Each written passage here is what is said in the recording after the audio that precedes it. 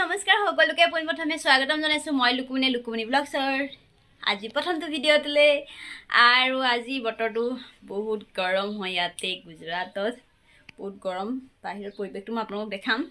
দেখিছে মোৰ চেহেৰা দেখি গম পাইছে কিমান গৰমত মই ঘামি জামি গৈছোঁ আচলতে মই বহুত দিনৰ পৰা ভাবিছিলোঁ এটা ইউটিউব চেনেল খুলিমকৈ ভাবি আছিলোঁ বেলেগৰ ভিডিঅ' ব্লগ চাওঁ ফেমিলি ব্লগ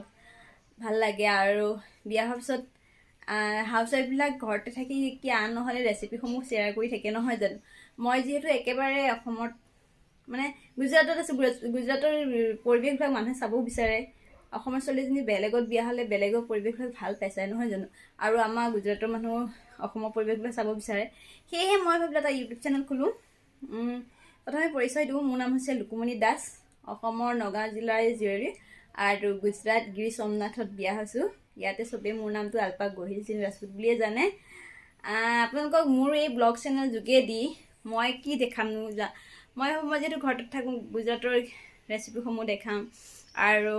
ক'ৰবাত ট্ৰেভেল কৰিব গ'লে মিষ্টাৰৰ লগত বা ফেমিলিৰ লগত সেই ভিডিঅ'সমূহ আপোনালোকক দেখাব চেষ্টা কৰিম আৰু গুজৰাটত জানেই পৰিৱেশটো কেনেকুৱা হয় সেইবোৰ সকলো আপোনালোকৰ মাজত শ্বেয়াৰ কৰিম আৰু মই যিহেতু গাঁৱতে বিয়া হৈছোঁ বেছি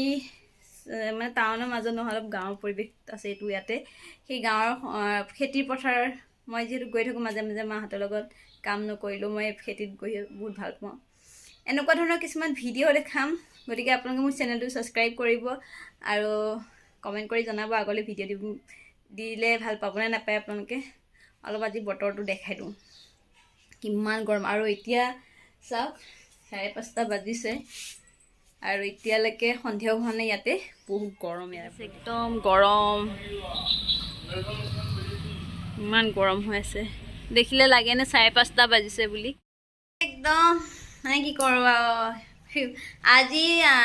1K ভিউৱাৰ্ছ কৰি দিব আৰু নেক্সট টাইমৰ পৰা ডেইলি ব্লগছ দিবলৈ চেষ্টা কৰিম আৰু ৰেচিপিসমূহ শ্বেয়াৰ কৰিম কৈছোঁৱে আৰু লগতে এটা কথা কওঁ